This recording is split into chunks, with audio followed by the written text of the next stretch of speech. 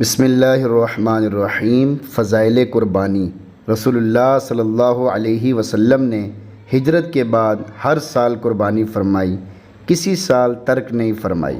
اس سے مواظبت ثابت ہوئی، جس کا مطلب ہے لگاتار کرنا۔ اس طرح سے اس کا وجوب ثابت ہوا۔ آپ صلی اللہ علیہ وسلم نے قربانی نہ کرنے پر وعید فرمائی۔ احادیث میں بہت سی وعیدیں مذکور ہیں، جیسے آپ صلی اللہ علیہ وآلہ وسلم کا ارشاد کہ جو قربانی نہ کرے وہ ہماری عیدگاہ میں نہ آئے۔ قربانی کی بہت سی فضیلتیں ہیں۔ مسند احمد کی روایت میں ایک حدیث پاک ہے۔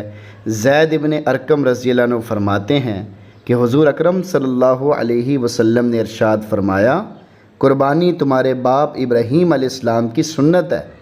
صحابی رضی اللہ عنہ نے پوچھا، ہمارے لیے اس میں کیا ثواب ہے؟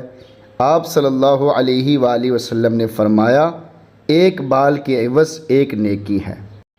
اون کے متعلق بھی فرمایا کہ اس کے ایک بال کے عوض بھی ایک نیکی ہے۔ مشکوٰۃ شریف صفحہ 129۔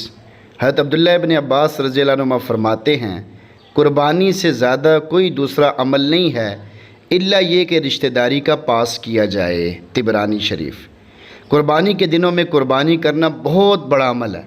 حدیث میں ہے کہ قربانی کے دنوں میں قربانی سے زیادہ کوئی چیز اللہ تعالیٰ کو محبوب نہیں، اور قربانی کرتے وقت خون کا جو قطرہ زمین پر گرتا ہے وہ گرنے سے پہلے اللہ تعالیٰ کے ہاں مقبول ہو جاتا ہے۔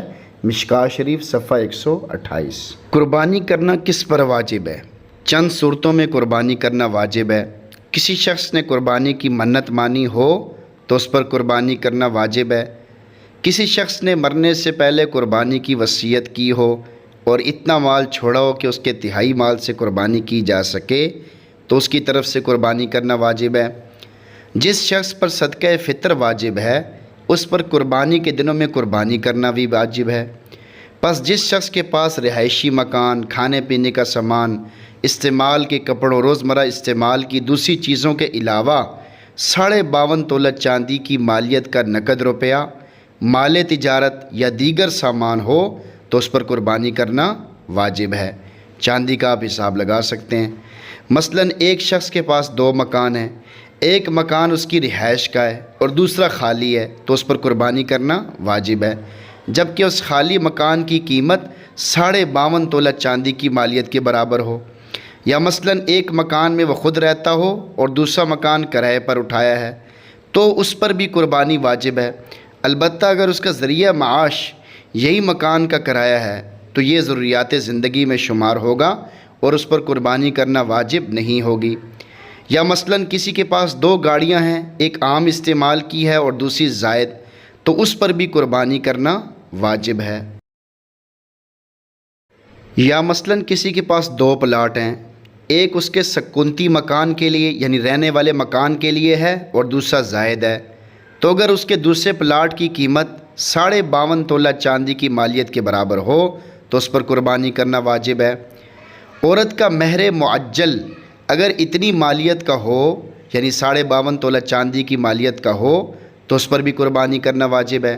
یا صرف والدین کی طرف سے دیا گیا زیور اور استعمال سے زائد کپڑے نصاب کی مالیت کو پہنچتے ہوں تو بھی اس پر قربانی کرنا واجب ہے۔